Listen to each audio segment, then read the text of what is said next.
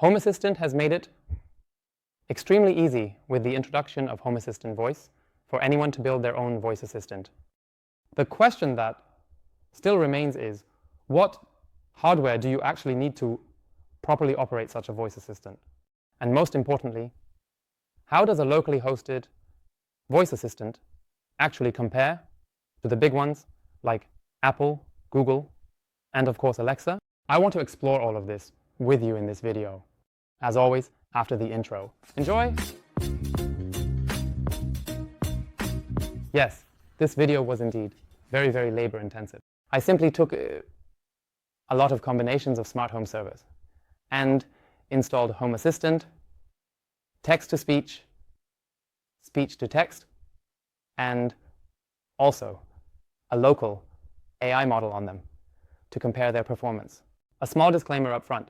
If you have a voice assistant at home, now is the time to mute it, because I will probably trigger each one of them here. First of all, I want to establish a benchmark and see what can the currently available major voice assistants actually do. How fast are they actually? So that one can develop a sense of how fast the actual local hardware needs to be for it to feel natural or close to a natural conversation. I want to start with Google Home by simply asking it a straightforward question and seeing how quickly it responds. Throughout the entire video, I will not cut any of the responses so that you at home can get the most accurate picture and see how fast it actually feels. So let's start with Google Home. Okay, Google. Hello? Hello. Nice to see you again. How can I help you? Okay, Google. What's the weather like in Cologne? Currently, it is partly cloudy in Cologne with a temperature of 3 degrees. Today it will be cloudy with temperatures between -1 and 4 degrees. Next, let's take a look at Alexa. Alexa. Hello? Hello. And finally, of course, there's Siri. Hey Siri. What's the weather like in Cologne? Currently, it is cloudy with a temperature of 3 degrees in Cologne. Today's high temperature will be 3 degrees, and the low temperature will be, after we've looked at the commercial ones, I would say it's time for the actual smart home servers. Okay, what I somehow completely forgot to explain to you is what these graphs here actually mean. First of all, basically, we have 3 components that ensure the voice assistant works with Home Assistant. So first of all, we talk to the voice assistant, which means we essentially have an MP3 file with the recording of what we said. This cannot be processed directly, so the first service, a speech-to-text assistant, needs to convert the spoken word into text. Next, the brain, which is the conversational agent that we have equipped with Ollama, a large language or AI model, can interpret and understand the spoken word or text to comprehend what we have just said. Subsequently, a response is generated, in my case, transforming the word hello into an appropriate response, which in this case is also a text. To properly interpret this text, we need another service, namely text-to-speech, which simply converts the output text back into an MP3 or audio file that can then be played through the speaker. For these 3 steps, Home Assistant can calculate the time each service took to complete the task. Text-to-speech or speech-to-text, as you will see in the responses, is usually completed relatively quickly.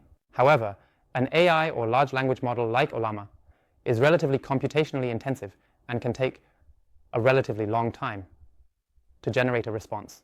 We need to consider these corresponding responses here, and through this you can compare how fast the respective computers are. So if you ask a question like, what is the weather like right now?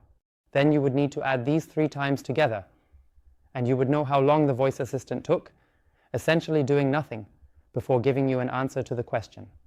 Okay, I hope that was understandable so far, and now let's continue with the video. I would like to start with the worst hardware, and here we have the Raspberry Pi 4, which I use. Here I was able to try both text-to-speech and speech-to-text with these settings here. However, I had to turn to OpenAI for the AI model, as the Raspberry Pi is simply not sufficient for locally hosted AI models.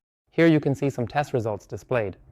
Of course, it must be said that both text-to-speech and speech-to-text are not that impressive in terms of performance. Accordingly, I would give the Raspberry Pi a thumbs down for now. If you want to host everything locally, you should definitely not use a Raspberry Pi.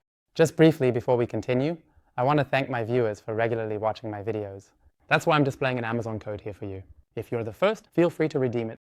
And if you're interested in getting an Amazon voucher too, then feel free to click on subscribe and help me improve this statistic a bit.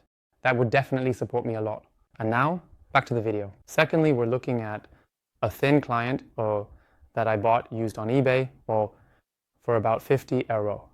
Inside there's an AMD processor with this performance here.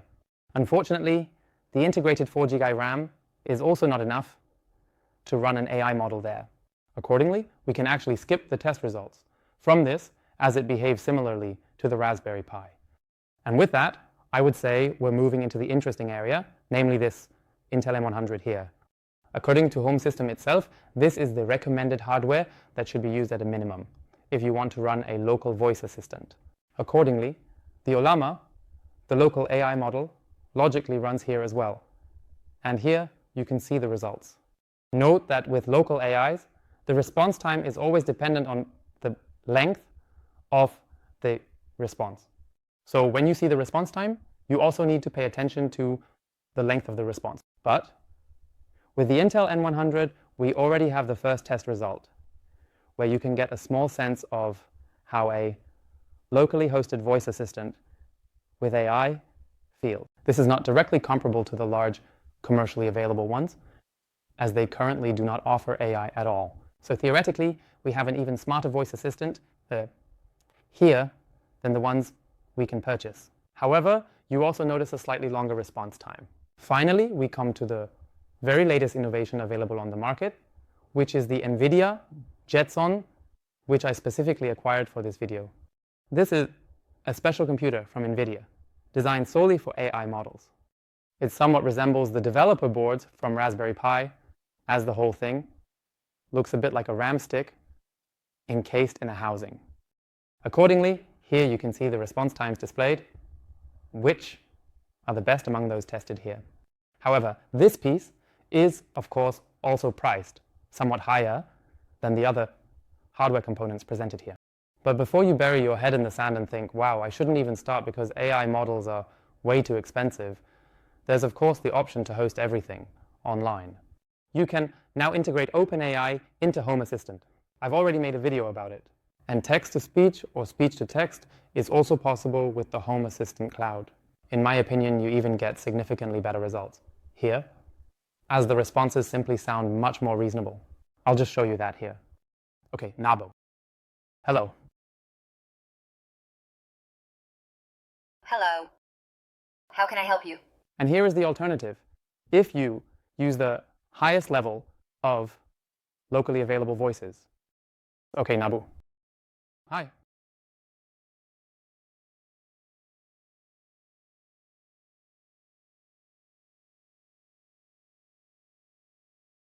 See you next time.